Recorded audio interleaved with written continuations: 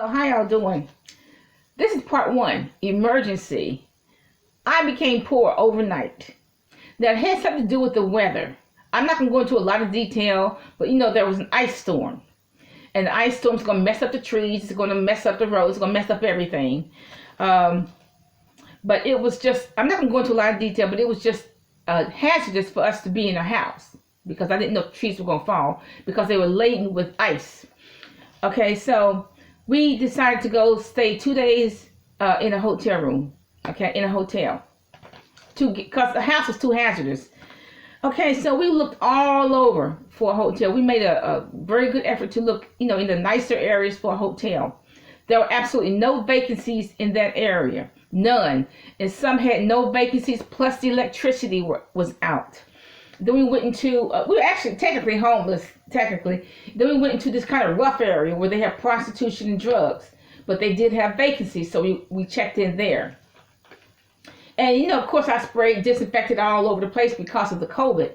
I just, sprayed, disinfected all over the place. The first night, we slept okay. Now, we didn't take a shower in there because, the COVID situation. We went back to the house to take a shower and so on and so forth, okay? But the second night, we didn't sleep very well because, like I said, it was in a rough area. The prostitutes in the door next behind us were banging people. The pimp was arguing with her, and she was busy banging one person after another. And then as daybreak came, you had people knocking on our doors trying to get some drugs. So I said, we got to get out of here, okay? So we actually left the hotel about 6:30, early in the morning, because we just got tired of people, the prostitutes and the pimp arguing with each other. Then we got tired of people banging on our doors to ask for drugs. So we went back to the house, and the house was still standing. God blessed us. God had mercy on us. The house was still standing.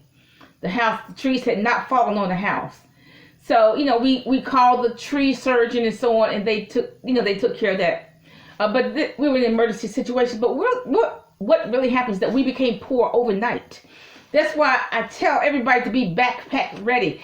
Fortunately, I am backpack ready all the time. My backpack was over there. What I did was throw a whole lot of stuff in it. I threw a whole lot of my personal papers in there, all my computers. So if I'm found dead, the police would know who I am. At least they would know who I am.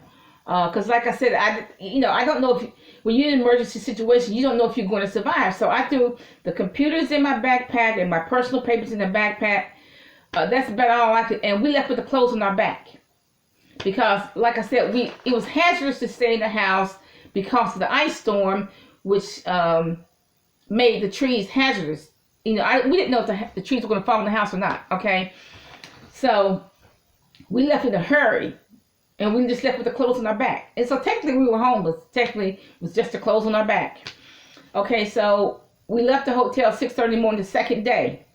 And we came back here, came into the house, took a shower and so on and so forth.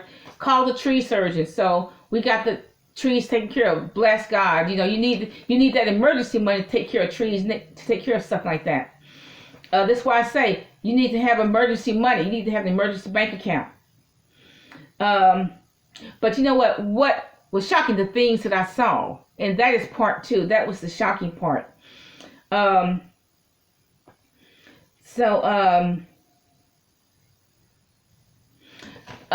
I said, my opinion, you always be backpack ready. Make sure your house is safe. My opinion, you don't need any trees within 50 yards of your house. That's what my opinion is. You won't have to be dealing with this. Make sure if you buy a house and pay cash for it, make sure there are no trees within 50 yards of your house. Okay, so you don't have to deal with this. I don't recommend you have all these oak trees and pine trees and fir trees and maple trees just for decoration. I don't recommend you do that. Just get rid of those things. They're more trouble than what they're worth.